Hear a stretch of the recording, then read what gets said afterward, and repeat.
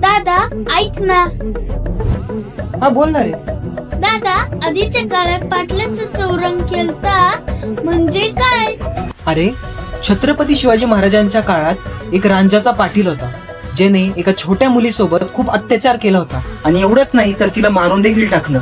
आणि जेव्हा ही माहिती आपल्या छत्रपती शिवाजी महाराजांना समजते ना, तर महाराज त्याला शिक्षा देतात आणि शिक्षेमध्ये त्याचे दोन्ही हात आणि पाय छाटतात आणि छाटल्यानंतर त्या रांजाचा पाटीलचा चौरंग होतो आणि ह्यालाच म्हणतात पाटलाचा चौरंग.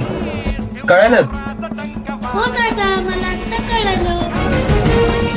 आज 4 वर्षाची मुरडीवर अत्याचार करून तिची दगडाने ठेचून हत्या करण्यात आली आहे. या अत्याचारानंतर नसरापुरात आता कडकडीत पाण्यात आलाय. दादा त्याचं चौरंग कोण करणार? खरंच महाराज, आता याचा चौरंग कोण करणार?